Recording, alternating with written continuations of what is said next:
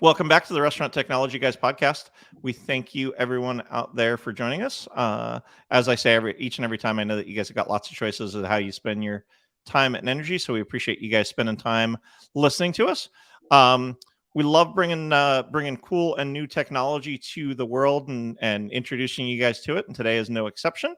Today we are joined by the founder of Restaurant, Nick. Nick, why don't you introduce yourself first? Who is Nick? What does Nick get to do for a living?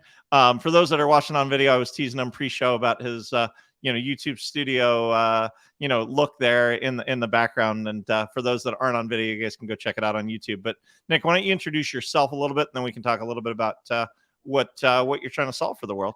Yeah, no, 100%. Obviously, my name is Nick. For anybody who is looking and they're like, how the hell do you say his last name? That's why I wasn't even going to tackle it, dude. I was like, dude, I was gonna ask you before, and then I'm like, nope, I'm just gonna let him do it himself. Yeah, no. So Nick Ciampione, the last name is easier said than done. And obviously, I'm the founder of Restaurant. As I like to say, Restaurant is basically the open table or Airbnb for private events.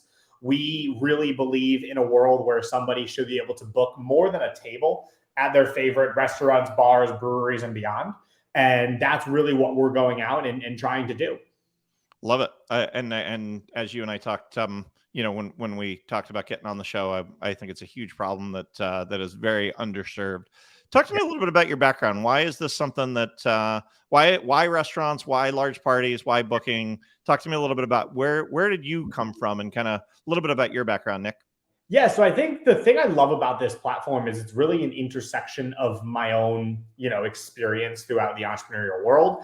I come originally from the nightclub space. I started in nightclubs around 10 years ago now, actually hosting concerts and, doing private events. And so I did that for about 6-7 years before launching a music technology platform, which is where I got into then the tech side of building marketplaces and SaaS companies and all that fun stuff. And then after I actually sold that last company, I had a lot of buddies in the restaurant space. I was always very fascinated by the restaurant space, and I knew that I didn't want to go back into music. I've had, 10 years of a lot of fun in the music industry, but I really wanted to go into something else. And I actually, for a while, was actually debating opening my own restaurant concepts, looking at different coffee shops and cafes and stuff like that. Where I'm from in Providence, Rhode Island, which is an area that is massively going under a lot of different change. And so, I was doing that a while, and then, I realized that I'm definitely better behind building technology platforms than physical brick and mortar places. And so in May of 2022, I actually lost 2 grandparents in the course of a month. And so being the event person in the family, my family obviously was looking to me for help on planning the celebration of life and stuff like that. And just during that whole process, I realized how hard it was to book a private event.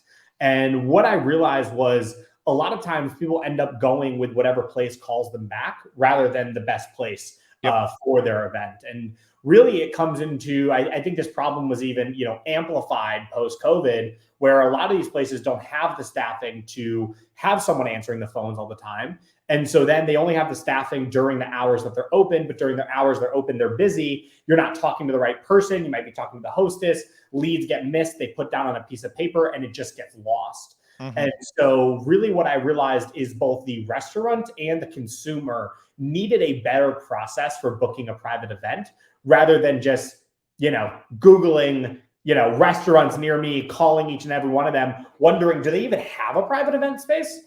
Because, you Google and you don't really know, does that place offer private events? Do they have a space? Do they have how many guests? How do they do it? What's their capacity? Do they have parking spots? All that different stuff that goes into it, where Restaurant can really just give that as a search quantity. And so somebody can come to our platform and say, I'm looking for this type of event on this date at this time with, this is my budget. I'm looking for food. I'm not looking for food. I would prefer a bar minimum or a food minimum. I need parking spaces. Is it off-street parking? Is it on-street? All that different stuff that somebody is looking for, someone can search on our website and actually then find the perfect location for their private event based on that search criteria, showing that then shows the restaurant's venue, and then the venue can then increase their booking conversion rates. And that's actually what we've seen, where when someone books a event through our platform or sends a lead, 90% of them actually convert to a actual booking, because it's a way more qualified lead, because you're not now spending that time, just qualifying, do they even fit my venue? Where it's like that person already knows that their party is going to be good for your venue. And now all you have to do is button up the final details and just book the event. Well, and I mean, while terribly unfortunate, the loss of your grandparents and having to deal with this, I love when I get to the privilege of talking to entrepreneurs that truly saw a problem that they dealt with and then said, I got a way that I can solve this. And so, I'd love to talk a little bit about how restaurants typically do it, because I think that making sure that we set a baseline that says, what is the consumer experience today? Pre-restaurant, and then what is the restaurant experience pre? You talked about it kind of in that diatribe, and then I want to talk about painting a vision after we get through that for what life is going to look like once everybody's got a solution like yours. And so, as a restaurateur, if I have a event space, how do I go about talking about that inventory digitally and in person today as you're talking with clients prior to them adopting your solution? Let's talk about that.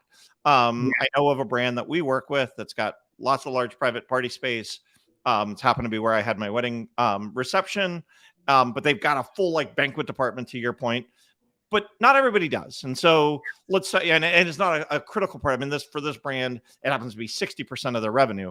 They're a restaurant and event center, but it's 60% of their revenue is events. So they resource it, but most don't. So let's talk about, as a restaurant, what does life look like today if I've got that for sales, marketing, and operations? And I think kind of a quick point there to also mention is so we work with a lot of breweries as well. So our two main markets are restaurants and breweries. And what's interesting is it's kind of the same thing. A lot of breweries and restaurants don't have that, that full banquet team that they can have available. And that's really the prime users of our platform, where we have a crazy stat for breweries where 57% of the revenue in our breweries in Massachusetts come from their tap room. And so what's very interesting about that is there's small teams that maybe can't have a dedicated event manager, or maybe they have one and not a whole team, where 57% of their revenue is coming from that room. Wow. And so being on a platform like Restaurant is driving massive amounts of new revenue sources and opportunities. And so going back to the booking question, there's two main ways that I see that the private event booking industry works to this day. Number one is they have a contact form on their website. They say, for parties more than 10, email us. And so the problem is somebody emails, and then we live in a world where it's so go. Nobody hears back. And at that point, the customer is really every minute is starting to fade out, because the customer has no information. There's really not a lot of information on the website. It's just, if you want to do a group party or a private event, email us. Doesn't give catering menus, doesn't give capacities, pricing, parking, any of that stuff the client's looking for. And so that lead, every minute you don't respond, is dying. The second piece is they just have a phone number to call. And now the reality is, and I tested this the other day, because every day we're cold calling restaurants. I called 100 restaurants, 4 picked up. And so the problem is I called them at noon. So that's midday, kind of trying to stay away from the lunch rush, stuff like that. But who else is calling at noon? People who have day jobs that have a lunch break. And when are they planning their private events? They're planning after hours, they're planning on their lunch breaks, or they're planning before work. Now, the problem is before 8 a.m., most places aren't open, or before 8 or 9 a.m., they're not open. Lunch, they're in the middle of the lunch rush. They ain't picking up the phone. After hours, 5 p.m., they're in the middle of their dinner rush. They're also not picking up the phone. Yep. And so the problem with that phone thing is you're missing millions of dollars in leads, because you just don't have someone that's able to pick up the phone, because when you're not busy, the customer is busy. And when you're busy, the customer isn't busy. And so the customer wants to reach you when you're busy. And so the world with Restaurant is, customers get the information off the bat. They know exactly what they're looking for and that your venue fits it. So that's number one. You don't lose that lead. That's a hot lead. Well, I'm going to pause you for just a second, Nick, because I want to get into the product. But the other thing that I think that you guys are solving for is when I put in that contact us form, we're now in a place where the restaurant calls at the time that they want to call, not when you are available as the consumer. And so at the end of the day, now they're calling you in the middle of your shift. They're calling you in the middle of recording a podcast to book this deal. They're calling you in the middle of a sales call. They're calling you in the middle of a flight that you're getting to this memorial service and such. And so, you know, I want to just harken in on that ability to get the content that they need to them is super, super critical, and marrying those things up. Something else you talked about is that lead goes cold, or that by every minute that goes by, I'm now the person in charge, as you were for the memorials. You now are the person in charge, and you have to find a solution because you got 40 family members that you need to have a meal and some wine figured out. And so even if it's not where you want it to go, if you can't get a hold of them, you got to keep doing the dial by number, just keep calling until you get somewhere. Right. You know, so again, I want to paint that picture because I think that's critical. The other thing I want to ask about as it relates to the current state of affairs before we dig super deep, because I have a long way to go into what you guys are doing for parking, and I'm glad you're excited to talk about it. But the other piece that I find is this misnomer, this misrepresentation of, do they have the space, and the marketing aspect of that. Talk to me a little bit about how you are finding current brands. Go through your list of 100 that you got your 4 phone calls that you called right in the middle of lunch. I don't know why you thought anybody was going to answer the phone to pick up your catering thing in the middle of a lunch rush, but or your private event. But how do they let people know that they've got a party space? Because you know what? A party space for 20 is different than a party space for 40. How does it exist today? And if I can only, you know, and it happens, funny enough, I've got a really good friend of ours that for the last 5 years was the private events person for In-N-Out, the In-N-Out restaurant brand. And, you know, they did the hotels, and depending upon what the event was, she needed to know, okay, we've got an event for 1,000 people. I can only go to this kind of a hotel versus an event for, you know, 50 people, and I can go to this kind of hotel, and, you know, and budgets are different. And so, because I know we're going to talk about it a lot here, Nick, in just a few minutes, but how do I even let the world know that I have these things out there today prior to having a platform like what you guys have? And that's the issue. There is really nothing out there. The only way that you're able to really show what space you have is putting it on your website. And what I always say to people is, you could have the best contact form in the world for explaining how your private event space works, but what if people don't even know you exist in the first place? And that's the exact issue right there. Is Google, when it comes to private event advertising, Google is not your friend. Like, it does really well with finding restaurants in the area, but there's an example that I always use is, if I Googled, you know, 60th anniversary venues in Newport, Rhode Island, and my Google search was 60th anniversary of Newport Jazz Festival, you know, 60th anniversary party, people dancing in a Facebook video, and wedding venues. It doesn't show me what I want. You know, I may have wanted to rent this bar and grub for 60 people in a private room. That's not showing me on Google. And that's the reality, is the current search engines that are so well for ordering takeout and finding food and making reservations are not designed for private events. And so, well, and it is certainly less frequent that people are doing these private events, but your margins are greater, your labor costs are different. So being able to do these buyouts or doing these things are huge for people. So I'm gonna let you riff a little bit on the product, because I know you're excited to talk about it and what you guys are building. But and with that, I want to talk through the pieces of metadata that most people are looking for, that you guys are solving for. And you went through it super, super quick, but I want to, you know, so the first is budget. Talk to me a little bit about budget, and kind of how does budget typically work in this world? And then let's talk about how Restaurant is solving for that. Is you know, per person, you know, like let's talk through the cost structure, because again, that is a component that people are looking to when they're doing these private type events.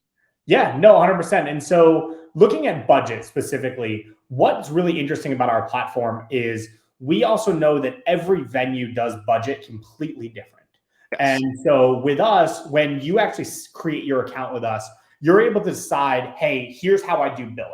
So we let you choose, is it by person? Is it a rental fee?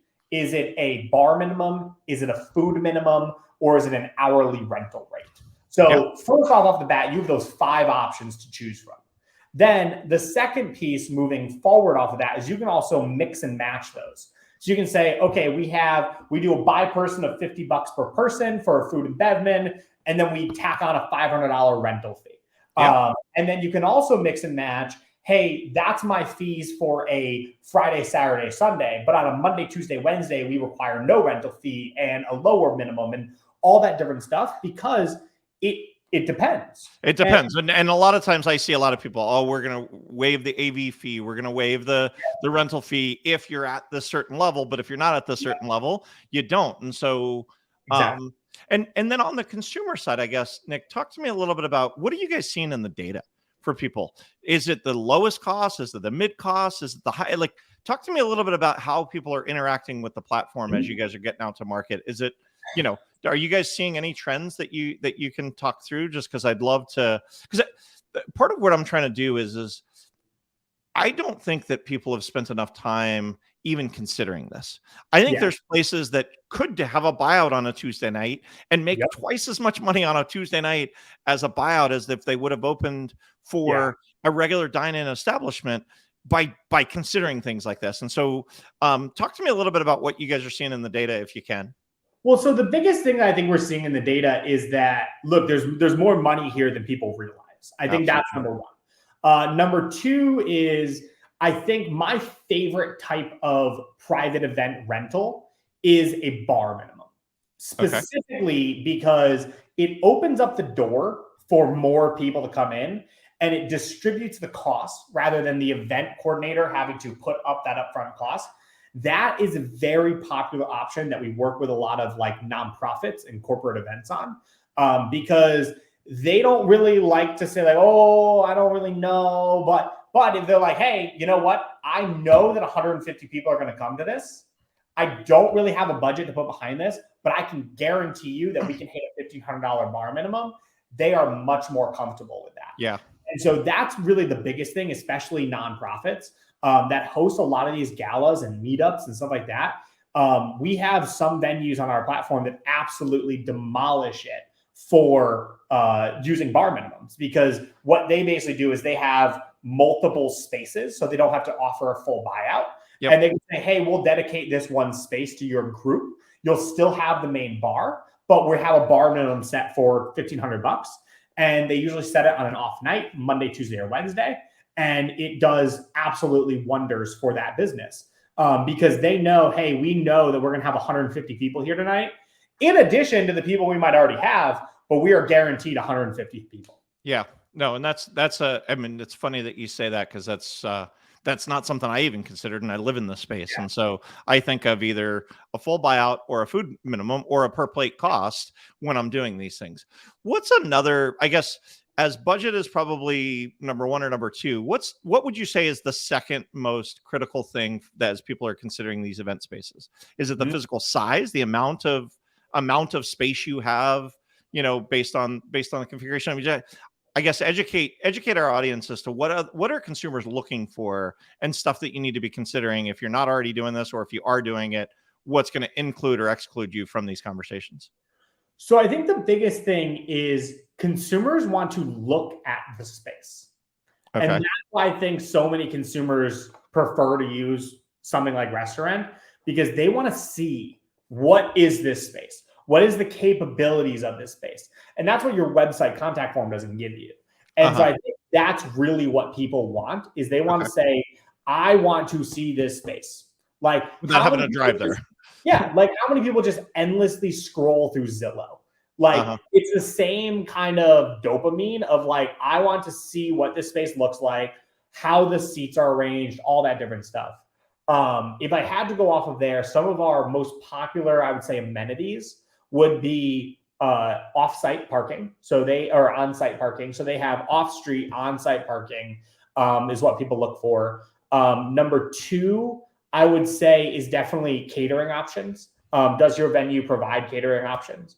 What's interesting about Restaurant is if you're a venue that doesn't provide catering options, we can actually help you find catering partners through our platform. So that was something else that blew me away when you and I were talking about this, is the fact that they've got an event space, but it's a bar or it's a pop-up bar, but they don't even have a restaurant, but they're using this to have a pop-up restaurant for these types of things. And you guys will help them find that. I guess talk to me a little bit about that, just because that blew me away. And I think it's awesome, but not something I would have ever considered. Yeah, no, 100%. So the way our platform works is if you don't mark catering on our platform, we have caterers that also pay to be on our platform, caterers, food trucks, stuff like that. And so when someone books an event through us, if you don't have catering, it then says, would you like to add catering to this event? And then shows the list of our catering vendors that they can choose from. That was such, I mean, and again, I know I get pretty excitable on a lot of these calls, but like some of the stuff that I get educated about, like I don't, half of the time I think I do these shows for myself because I get so much joy from learning about what you guys are doing. So talk to me about what's the next piece that people are, so parking, big amenity, food, big amenity, size, big amenity, cost, big amenity. What are some of the other things that I guess people don't consider, showing them the space, also a big piece. But what are some of the other things that people are doing it wrong, for lack of a better term, prior to engaging with somebody? What are just some of those things that they might not think about that you can help to educate some of our listeners? Yeah, and so I mean, one of the big ones that's on the top of my mind right now is AV and TV options, because we have a big push right now with the fact that you have NFL fantasy drafts coming up, and a lot of people hosting fantasy parties. And so people are looking for that. They're looking for, speakers, TVs, AV, stuff like that. And then some of the other things we have under here for, amenities is it handicap accessible? And are there accessible bathrooms? Is it kid friendly or is it dog friendly? That's always a great thing to know is, we're hosting a family reunion and we want to know, is this a kid friendly venue? Or is it not? And then even, does it have a prep kitchen? If they don't provide catering, is there a prep kitchen there for an outsourced catering to use? Stuff like that is really those ancillary amenities that people are looking for. It's, I mean, all of those things are things that not being in the space, but being in the space are just so cool for me to sit and listen to. So I'm going to pivot now to so now, I'm a restaurant and I want to learn more about what it is that you guys are doing. Let's talk through both the consumer experience and then the restaurant experience as they onboard to your platform. So let's start from the restaurant's perspective, because the majority of our listeners are either people that are in the restaurant tech space or are restaurant owners. So I want to get this platform and be part of it as a restaurant owner. And I've got an event space. I'm thinking as I was listening to this conversation, I've got a customer, very, very, very, very busy barbecue restaurant here. And he would tell me about his event space. And I'm like, dude, I would have never known because it was up on the upstairs floor. I would have never known. And I'm considering doing my next quarterly planning there here in Dallas, because I'm like, dude, how cool would it be to be hanging out at this barbecue restaurant that's our customer with AV and such to do our next quarterly planning session? And so I'm strongly considering that, but I would have had I've been in the place 100 times and I had no idea that he's got this upstairs and he's like, yeah, we got the full AV. And I'm like, how is it that I had no idea that this was here? And he's got 5 properties around the Dallas area, but he's got 2 of them that have full catering, like not catering, but full event spaces that you can do up to 50 people in them. And I was like, dude, I had no idea. So, so now I'm this customer and I want to engage with your platform. Talk to me about what that engagement looks like and how do you even start? Where does it go? Well, so the reality is we know that 90% of actually, I would say 100% of our customers are crazy busy. And most of the times are losing their minds. So first off, we always try to reach out to our customers in the most conscious way possible during the off season. So like, for example, right now we're a New England based company. I'm down here in Texas. But in Texas right now, it's hot, it's melting. Oh, yes. So this is technically the off season, where, right now it's a little bit slower. It's a little bit easier to talk to these owners and talk to their team because they're not getting inundated with bookings every day. We're on the East Coast. It is prime event season. I'm not talking to owners on the East Coast right now. They don't have time to pick up the phone. Yeah. And so that's number one, is we want to engage with you when you're ready to engage. And we don't want to distract from your normal business. Now, the second piece of that is, I always like to say, getting set up with Restaurant takes about 45 minutes max. Wow. Because we actually do everything on our end. We weren't a software built in 1998. We don't look like we were built in 1998. We're easy to use, and we actually set up the platform for you. There's no need to install anything in your store, any stuff like that in your restaurant. And so with us, the process basically is like, look, set up a quick call with us. Let's talk about the platform and how it can help you. If you're ready to move forward after that, all we do is we set up a quick onboarding call. We finalize payment. We finalize the creation of the account, all that different stuff. And we make sure that your team is actually ready to use the platform. Everyone has access, stuff like that. And then you're good to go. And then after that, all you do is get emails through your current email process of, hey, you have a new booking request, log in to view it. And really, that's it. We want to make this as easy as possible, and really just something that is built into your current processes, not something that needs to be a headache or a big decision to make. And that's really the unique thing about us, is, that comes from our understanding of being in the restaurant and hospitality space, is we already know how busy you guys are. We don't really want to take any more of that time, because every minute you're on with me, you're not solving another fire that's literally going on in the other room. And so, yeah, so for the restaurant, it's a very, very easy process. So one thing that I just want to, I guess, ask about, because I know this will come up, is I log into the platform and I accept, or is the inventory just available and people can, because I can see people going, oh, but I was, my catering team was going to be on vacation that week, or they've got an offsite that I hadn't put into the platform yet, or it's something that was booked before. So it is an opt-in, meaning I don't have to accept it. The available space is there, all of the amenities that we talked about, person, okay.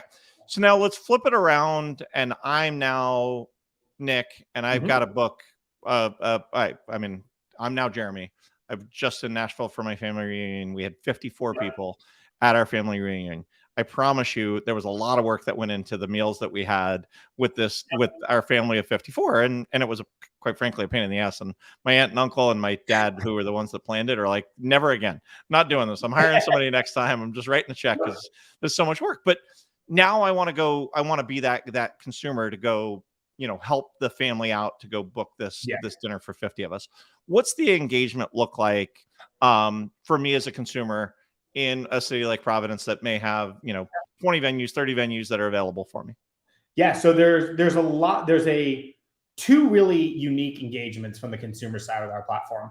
Number one is our marketplace. And so that's where somebody comes in. That's where you go to restaurant.com. Somebody comes in and they say, hey, I'm looking for this type of venue within this location on this date, and then shows you what is available. You can filter by amenities, all that different stuff. So that's number one. Number two is we also have basically an AI system, an AI recommendation system that we built, where somebody can say, hey, I am looking for all this different stuff to host an event. Find me the venues. And then our system matches your request to different venues and then sends out a blast to all the venues that fit that criteria. And says, hey, here, we got you 7 venues that we recommend. We already contacted them for you. And then those venues will reach back out if they're ready to move forward. And so there's really 2 unique pieces. And the venues really love that side as well, because now they're getting, they're just growing their leads base. Even if that person doesn't book them directly, they are growing that list of leads that they're able to re-engage with, but able, to see that, there's a lot of bookings coming through our platform. Yeah. So I've got 2 other pieces, Nick, that I want to ask about. How does it get funded? How do you guys get paid? Are you guys getting paid through the consumer? Are you guys getting paid through the restaurant, the brewery that's booking these things, from both? How are you guys making your money, and how much does this cost? Is this hundreds of thousands of dollars? Because quite frankly, it is one of the challenges that people have with Open Table. It's grateful that you guys want to be the Open Table for private bookings. And the biggest complaint you get about Open Table is it's too expensive. And so, but I know the answer to this question before I ask, but I'd rather have you share it with our audience to make sure that they understand. Well, so the biggest thing I always say is, look, right now we're getting paid by the fact that we are a venture-backed technology startup. So the thing that I always like to say is, we're not going anywhere anytime soon because, we have raised and will continue to raise significant money to fund this platform from investors who believe in the vision of what we're building in completely, changing and futurizing the private event industry. Now, on top of that, the revenue from this platform, because obviously every good business has to make money. Has to make money somewhere. Yeah, the way that we've actually built our revenue model right now is we charge a flat monthly rate of $50 a month per venue, per location to be on our platform. So it's very affordable. There's no long-term contracts. It's month by month. Venues can opt out at any point in time. Being from the hospitality industry, we know how annoying the pricing are. We know how long these contracts are, and we don't want to do that. We really want to say, hey, you want to stay with us because you genuinely want to stay with us, and not because we forced you into this long-term contract that you can't get out of. And that's the unique thing about our platform is we're very venue friendly, and we want to be business friendly. Yeah, which I guess brings me to one of the other biggest complaints about OpenTable is client churn, where I go onto OpenTable to go get a table for my wife and I for our anniversary, and I know I'm going to my favorite restaurant, and then I'll have a table exactly at the same time that I want it. They may have it 15 minutes either side, but now they convert people to a different brand. Same argument that people get from third-party delivery. Talk to me a little bit about how, as a restaurant, if I wanted to do this, I could get not into the full platform, but just kind of make it this private management deal for my own, for my own private bookings for the things that you might be doing. Yeah, 100%. So a lot of our venues actually put their restaurant booking link on their website rather than contact forms and stuff like that. And the reason being is your dedicated restaurant link does not have any other venues on it. And so that's kind of the cool thing about it is you can integrate our platform directly into your website and use it as a better way to convert leads. And on that specific page, we are not advertising any of your competitors. Yep. And that's really one of the big pieces there as well, is we want to make sure that if someone's coming to book you, they're coming to book you, and we're not going to shove them other venues down their face. Again, I'm bringing it up. I knew the answer to the question before I asked it, but I'm assuming that those are questions you're going to get asked from people. How do I not get screwed? And I got this party of 100 people that I just lost to my competitor because you drove them somewhere else. So, Nick, what else did we miss? What did we miss as far as? I mean, I am so excited that you guys are democratizing this space. You have no idea. You can hear it in my voice. Like, I get excited about these kind of things because I do genuinely believe that technology has the ability to make the world a better place. And I want to bring solutions like yours to bear to let people know that it's out there. But what did we miss as far as part of our conversation and things that people need to be considering as it relates to private party booking and how you guys are going to market and solving these things? I mean, I always say is like, businesses are so focused on integrating DoorDash and integrating Grubhub and adding on OpenTable and Resi and all these softwares that they know so well. The biggest thing that I can say is give a chance to, looking into the private event space industry and saying, how can I maximize my revenue for days that I'm not already, sold out? Because the reality is we like to think, all right, delivery this way, that way, but you have a space. And at the end of the month, rent is due every single month. And if Restaurant could help you basically get 5 more bookings a month, what would that do for your business? What would that do for covering rent every month, covering taxes at the end of the year, giving a little bit more profit, being able to give bonuses to the staff to increase retention? What could 5 more events do? And that's kind of the thing that I want a lot of our owners to think about is what could you do with 5 more private events a month, which could be an extra $30,000, $40,000, $50,000 in revenue. And I think that's the biggest thing that I'm really pushing for business owners to think about is, we're not in COVID anymore. We're not in lockdowns. Yes, delivery is great, but people want to get out. And the reality is your business set up for success in the private event space? Because trust me, I talk to business owners every day about their private event space. And there are some businesses that I've talked to that they are booked every single day. they're doing multiple events a day and they are raking in the dollars, where there are other venues that just, it's not built into their strategy, yet they have amazing spaces. And the other thing is, you don't need to have a dedicated space. Yeah. You could just have a great space that, you know what, you're closed on Mondays. So why not let people book it on Mondays? Or Tuesdays and Wednesdays are slow. So why not allow for a buyout on Tuesdays and Wednesdays? Yep. And, you know, even like you mentioned on the wedding side, we have a lot of wedding venues that are onboarding with us because they're like, hey, we're jam-packed for the next 2 years every weekend on weddings, but we'd love a booking on a Tuesday and Wednesday, where no one's booking a wedding venue on a Tuesday. No one's really having weddings on a Tuesday. But people are having corporate events and offsites and family reunions and all that different stuff that they would love your space. But if they don't know about it, it's not going to help. And so that's kind of the biggest thing that I like to leave on the table is say, you know, the same way you invest in these other strategies, make that really small monthly investment to invest in a strategy that's going to help you bring more private events. Well, the one other thing that you talked about in the previous part of the conversation that I think people underestimate is how many contact us forms and or phone calls and voicemails are getting left that don't get answered. The fact that it's going to be now in a system, even if you don't get it, now we have the contact information for these people. We know who they are. We know what's going on through a technology solution like this, rather than, you know, and I was just interviewing earlier this week one of the people from one of the AI phone companies, and it's amazing how many phone orders go unanswered. Somewhere close to 60% in some brands go unanswered. Think about that. And think about how many of these private parties on a Tuesday night, if we would have given a better guest experience to that person looking to book that private party, what life would have looked like and how your revenue would have been different. By using the space that you already have, by serving the customers that you just didn't even know weren't there because you didn't ever get back to them. Because the girl that was at the host stand's like, I got to do my side work. I got to check bathrooms. Oh, and I got to call that and they forget because it's on a little post-it note and it never goes anywhere. Yeah. Well, like even we're head focused on it right now is, you know, being down in Austin with our Austin venues. South by Southwest is 6 months away. We're starting to getting to that planning process there, where that's a great example. What if you missed a lead from South by Southwest last year? You wouldn't know who to call back to potentially get them booked this year.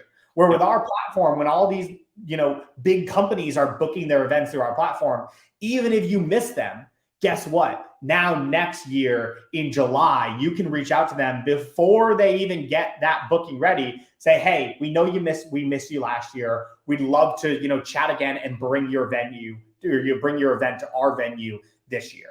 And that's what I think is so cool about that is, you're not losing those leads. They're not getting lost in sticky notes or dial backs. And even I read something about that is 80% of leads that call in that don't get a phone call, they call your competitor next. And that is the reality. And so, you know, if you miss 80% of that, it's definitely a damage. And when someone comes in on a phone, if they don't leave a message, you got no way of calling them back.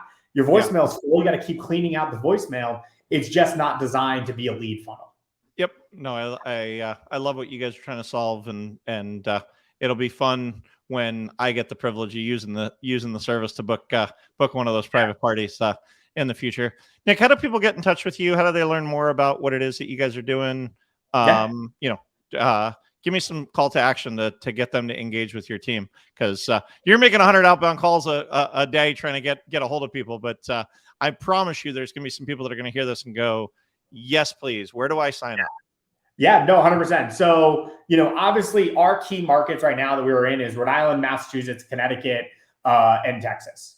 Those are our key markets right now. We're small, all of those states combined, and then you've got Texas, which is like a whole country of Texas. And so the thing I always say is, first off, if you're an owner and you're not in one of those regions, reach out to us, because we also have a program that we call the New Market Program, where we offer way cheaper discounts, all that different stuff to kind of help you get set up and represent a new region. Because sooner or later, we're going to be across the whole country. So if you want to get locked in and kind of like grandfathered in some early rates, we do have these really cool programs. So if you're not in one of those key regions, don't feel discouraged. Shoot me an email, shoot me a call. And so how to contact, the best way is my email is nick@restaurant.com. So, you know, grab the name, see how the spelling is from the title of the podcast. and then just add it in restaurant.com and add Nick in front of it. It's relatively easy. Shoot me an email. We can jump on a call whenever. And when you email me, my phone number is in my email signature. We're really accessible. We want to be. That's what I always tell owners. That's the fun thing about working with a startup is we're accessible. Yeah. Obviously, if you take my name from any of the titles in the podcast, you can search me on LinkedIn. You can shoot me a message there. It's really easy to find us. I love it. I love it. Well, like I said, I love the fact that you guys are democratizing this world that, and my favorite types of shows are the ones where somebody had an itch that needed to be scratched and they said, screw this, I'm gonna go create a product that's going to solve this problem that I had because there's nothing out there. And even you and I talked about it. You're like, there is nothing else out there like this. Like there's lots of little point solutions for a specific venue, but not from at a global scale. So I'm here cheering you guys on, and I'm sure that that our audience is going to be excited to learn more about it. Guys, we know, like I said at the onset, you guys have got lots of choices, so we appreciate you guys spending just a few minutes with us each and every week as we bring to you guys new technology providers. If you haven't already done so, please subscribe to the newsletter, subscribe to the podcast, whether that be on YouTube or that's on your favorite podcast player if you're an audio-only guy or audio-only person. I should say. I shouldn't make it specific there. Nick, thank you so much for your time, and to our audience, make it a great day. Thank you.